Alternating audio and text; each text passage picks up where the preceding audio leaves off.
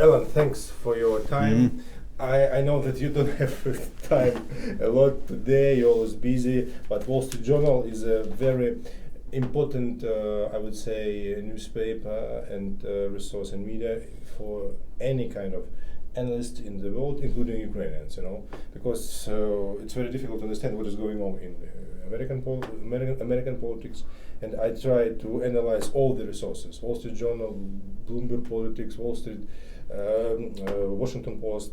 However, I think that in Wall Street Journal you can find a lot of independent, objective analysis. I would say it's very interesting for Ukrainians to understand what is going on in American policy. What are the tendencies, the main tendencies? If we speak, for example, about the Democrats, Sanders and Biden, they two the main candidates, or Bloomberg can appear? What you can say, the professional analyst? Well, I mean, I don't cover U.S. politics, especially lately, but it looks like a lot of that will be determined today. Super Tuesday. I think that there is a fight in the Democratic Party between the moderate wing and the left wing, and of course one of them will be prevailing in the near future. I don't think that Sanders is going to go away immediately. A lot of people are predicting a fight that's going to continue all the way to the Democratic convention, and that this is going to be unresolved for quite a while. And what do you think about the phenomenon of Trump? Because Trump as a candidate and Trump as a president is two different Trumps. Trump used different tactics, in a political way. And now he tried to be, I think, much more active, but not in media.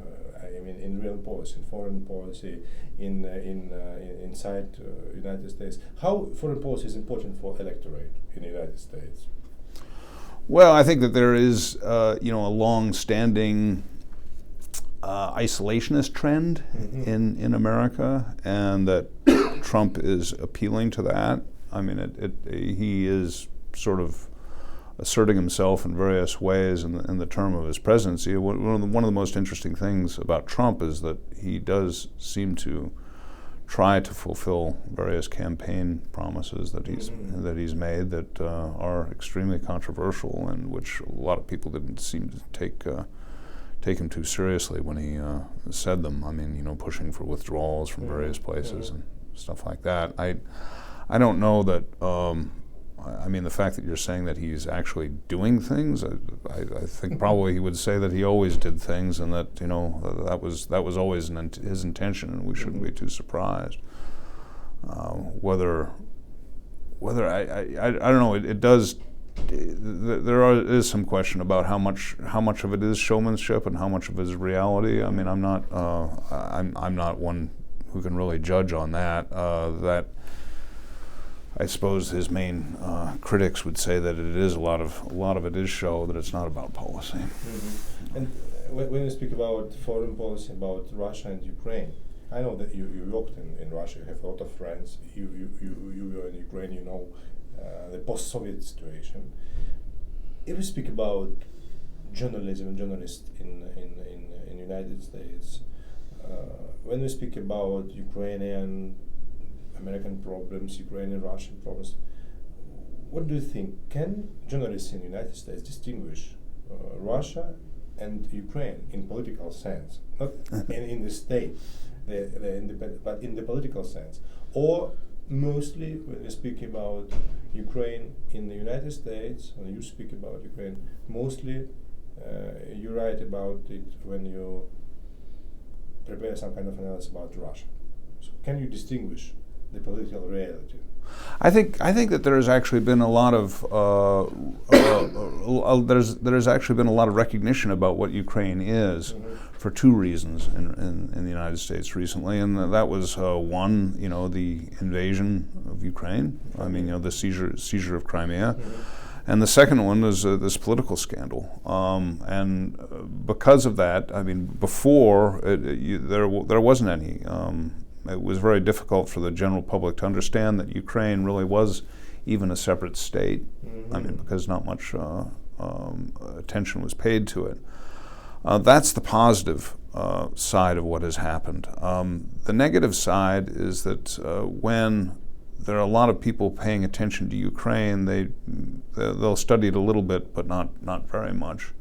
And so they're attracted to some aspects of the situation in Ukraine that are not particularly attractive, and people will talk about corruption and whatnot.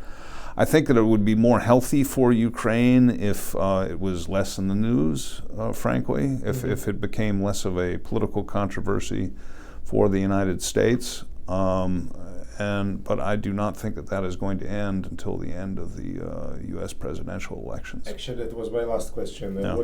How you can estimate the future of I don't know, this presidential campaign in the United States and the consequences of I think that the political consequences, the political ramifications of what is happening are directly dependent on the candidacy of Biden.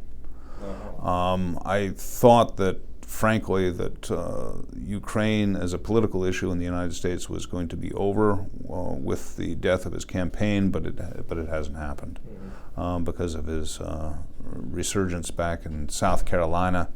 And the endorsements of other people in the Democratic Party. There's probably going to be a fight in the Democratic Party right up to the convention, and Biden will be in the running, and I think that this is going to continue, right? So quite possibly. Involving of Ukraine and these issues. Yeah.